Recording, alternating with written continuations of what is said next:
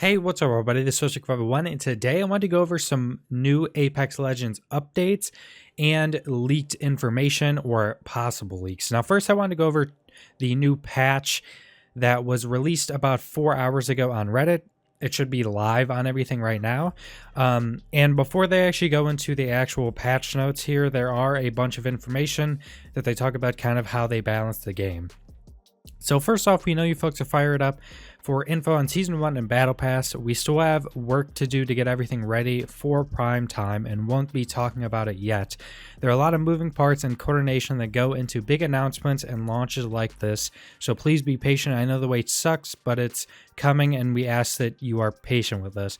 Over the course of this week, we'll be talking about a few hot topics, and we're kicking things off today with a patch that is live on all platforms with some fixes, our first tweaks to the meta, and we'll give a preview of how we'll be addressing legend balance and hitboxes for Season 1. To talk about how we're thinking about game balance and some changes we've made, I'd like to introduce designers Lee, Sean, and Brent, who will give their point of view, and we'll stick around for a bit to answer questions. I want to set the expectation that there will be a lot of things we can't talk about yet. We won't be confirming or revealing any content or features in the questions. So how we think about live balance at respawn. So basically what this is, the TLDR, is we make less frequent, better tested, higher impact balance changes in order to minimize the impacts on your time spent mastering the game. A core philosophy of our development process for Apex Legends is to listen to player feedback, parse through all the data we get from the game, try things, and then play test them a ton to get them just right and repeat. The goal is to ship polished, closer to the mark updates than if we get things out rapidly and iterated in a live environment. We know y'all are putting a ton of time into the game and mastering every nuance, like Wraith portaling people off cliffs for the final kill. Our goal is to make less frequent, better tested, high impact changes, so it minimizes the effects of your time mastering a particular mechanic, weapon, character, etc. You shouldn't have to read our patch notes every few days just to keep up with how characters and weapons now work. The expectation here is that we are very quick to adjust things that are way out of balance. For example, if we release a new character that completely dominates the meta from day one, we'd address it ASAP. We didn't want to make any hasty changes around launch because we know a ton of players are still learning the game, with lots of new legends dropping in every day. This week 1 meta versus the week 2/3 meta was meaningfully different from what we've seen, so to make sure it settles a bit before we act. For example, Mirage's power level has dropped a bit as players have adapted to getting bamboozled. We want to let you know we're constantly reviewing the state of the game and considering testing a variety of changes. With the above philosophy in mind, I want to give a quick update on where we stand with the current state of character and weapon balance and provide an early preview of the things we're planning to do in Season 1. So basically, what they just said is they don't want to do a lot of small balance changes. They want to do big ones that are, in big groups and much more polished. I don't know exactly how this is going to work. This game is probably one of the most balanced games on release that we've seen for a long time. So if they can keep it balanced, not needing tons of updates, it shouldn't be an issue. But with the Battle Royale genre now, since Fortnite, everyone is completely used to very quick updates, new content and stuff all the time. So if it starts to feel like it's slow and there's not enough new stuff for the player base, players will start to inevitably leave because it feels like the game gets stale much quicker, especially compared to Fortnite that just has even just balance changes and random small new things coming all the time. So we'll see if they can keep it actually feeling like there's always new stuff to do, because that's pretty much what they're going to have to do since Fortnite has spoiled everyone with just constant small or even big updates. Overall, we feel that the current weapons present solid options for a variety of gameplay styles. We found that the Skull Piercer Wingman has been on the stronger end, but it's designed to be a weapon with a higher skill ceiling. Our adjustments are attempting to move it more into the hand cannon space and away from full auto deagle. We've also adjusted the rate of fire of the Peacekeeper with shotgun bolt attachment, so players will have a larger window of vulnerability if they miss their shot. Additionally, the scarcity of energy ammo and lower number of energy weapons overall has made those weapons difficult to main, so we've increased energy weapon and ammo availability. So the actual updates: weapon adjustment live on all platforms. The Wingman, rate of fire reduced from 3.1 to 2.6 shots per second. That is a pretty big rounds per second decrease. So that's just an overall DPS decrease, and it's gonna also make people who aren't as good with the Wingman be less good with it, since they have to hit their shots a lot more and can't spray as much. It's also going to make having extended mags for it a bit less needed, since you can't use ammo as quickly. Skull Piercer headshot damage multiplier reduced from 2.5 to 2.25, so that's a decent-ish reduction for Skull Piercer headshot damage, but that's only for the Wingman, that's not for the longbow. Increases base hipfire spread and decrease the rate at which hipfire spread decays shrink back down. So basically the weapon now does not destroy people as much without ADSing, because if you guys never saw other people use it or never use it, hipfiring with the Wingman was actually really strong. Peacekeeper, shotgun bolt rechamber rate has been reduced for the Peacekeeper only. So level 1 went from 10 to 7.5%, level 2 went from 20 to 13, and the maximum level 3 went from 25 to 16. I guess there's technically a level 4 with the legendary, but no idea what that would be. Wingman and Peacekeeper availability has been reduced in all zone tiers, so the weapons have overall been reduced. They were some of the most common weapons. Increased availability of energy, weapons, and ammo in all zone tiers. So they basically reduced how fast you can shoot Peacekeepers with the shotgun bolt upgrade between all the tiers. So basically once you shoot it, it takes longer before you can shoot the next shot. Then the Wingman was just reduced with Skull Piercer and the rate of fire. These two weapons were probably the strongest, but the Peacekeeper I think was considered strong because of the choke with it, that you can just almost one-shot people in decent armor with it fully choked. But both of these should probably bring those a bit more in line, and then having more energy weapons and energy ammo is pretty nice so people can actually use those weapons, because a new weapon, Havoc, that just came out was used by a lot of people, but no one ever had enough ammo for it, just like the Devotion. The triple take was fine, but it was still pretty rare to find triple takes. Why no P2020 or Mozambique buffs? We love the Mozambique memes, so we're hesitant to lose that. In all seriousness, our goal is to have a power curve for weapons. Power curve just means that some weapons will be weaker and more common, while others will be stronger and rare. Some weapons are intentionally less powerful until fully perped in hop-ups and attachments, while other weapons on the bottom of the power curve are your early game. Better than melee, but gotta upgrade out of ASAP weapons. We've seen some good feedback from players about how to make these pistols more exciting without losing out on the goal above they're listening to. We're continuing to watch player feedback and trying things out internally, but for now they'll remain the same.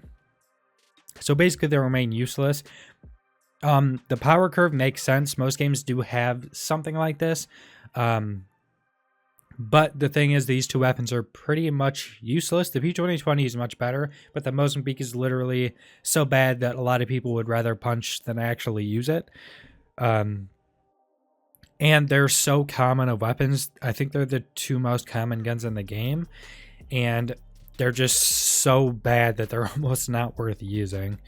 And it never feels good when you just land and find 3 Mozambiques and a P2020, and then someone else finds any other gun and just destroys you. Fix some script errors that were identified were occasionally causing disconnects during matches, Caustic occasionally causing disconnects when throwing his ultimate, Pathfinder occasionally causing disconnects when activating a survey beacon, players occasionally causing disconnects when removing an attachment, Gibraltar occasionally causing disconnects when pulling up his gun shield, and players occasionally causing disconnects when entering spectate mode. Addressing legend balance and hitbox feedback. Our goal is to be able to have characters with different rig sizes, hitbox, and ability kits, and still have each character be roughly the same power level, win rate, and visibility of pick, or viability of pick. So for character balance, we look at the combination of things: pick rate, win rate, and character versus character matchup win rate, among other metrics. And of course, player feedback. The results between the 5 small and medium rig characters have been positive. They are all in a safe band of relative equal power. Our larger characters, however, are underpowered, and their natural size appears to be a large contributor. We're planning on adjusting the size of the large character hitboxes to better fit the model. If these changes are insufficient to bring these characters in line, we're also considering a range of other changes, such as natural damage reduction, as well as individual kit power tweaks. Because many of these changes are significant, we want to make sure they're heavily tested before they go live. In the event that they are necessary, below is a quick overview of the roadmap of how we're thinking about bringing large characters back in line. Overall, we want to try to increase the power level of the larger characters before we consider large nerfs to everything else. While we made small adjustments, we're hopeful that increasing the power of large rigs is healthier than nerfing everyone else. Large adjustments we'll make at the start of Season 1, or Legend adjustments. Major balance changes, hitbox size reductions, and optimizations for Caustic, Pathfinder, and Gibraltar. We're better sizing hitboxes to character gear and model. Since these adjustments have a major impact on the game, we want to make sure there aren't any major bugs, so we don't want to rush them out. If these adjustments prove to be insufficient, we'll consider additional adjustments during Season 1. Minor balance changes. Caustic Traps cooldown reduced to 25 from 30 seconds. So that's, I mean, you can hold multiple of them. You can have multiple charges, so you're going to have a lot more traps to throw out. Increase radius and proximity radius by 10%. Removed a 1-second delay to the smoke dealing damage to players. So basically now, if you're in smoke ever, it'll instantly deal damage right when you hit smoke. Pathfinder Inside Knowledge increases the number of beacons in the world to 12 from 10. Care Package removed a slight chance that level 4 armor and helmets will drop. So that's basically removing legendary helmets and armor chances from Lifeline's Care Package. Probably makes sense. That's pretty strong. Wraith Into the Void cooldown increased from 20 to 25 seconds. That is her Q. Bangalore Double Time reduced move speed bonus to 30% from 40. So that is Bangalore's passive. When she gets shot, she gets that speed boost. We appreciate all the feedback, and please keep it coming. As you are playing these changes, let us know how they feel. We'll be around for a while for questions. I'm not going to go over the answers because I do talk about a bunch of stuff, but these are pretty decent balance changes so far. The only thing is, there's balance changes, but this goes over. But I'm wondering how fast these are actually going to come out, because a big thing, like I said before, about how people are used to just games in general now, especially battle royales from Fortnite, is that stuff, they're used to stuff being changed really fast. And I'm wondering how fast it's going to take to change, because this is a few characters literally just being underpowered, and most people won't find a reason to pick them whatsoever. And this mixed with, depending on how fast they come out with new content, this might make people feel like the game isn't changing and feeling new enough to actually keep playing it. Because even if there's stuff that's a bit out of balance, if they're constantly adding new content, people are going to very much look over small imbalances because they have new stuff to do. But that's mainly just about the health and player base of the game. Even though the game still has a massive player base, we'll see how much they keep it, how popular they can keep this game. Because people do expect even new games to change pretty quickly and have new stuff pretty quickly. So now for the leaks. Now this leak was posted by this Twitter page, which I linked before. I'll link in the description. I use this Twitter page before in one of my videos because they can kind of compile all the leaks.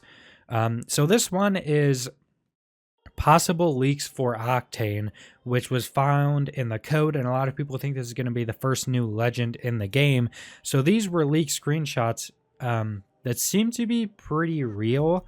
And we have some other leaks about this character, and with the coding of this character, it seems that a lot of this stuff does seem to be true and is actually lining up. So this is a screenshot, basically a leaked screenshot of in game, if this is real, of the character Octane.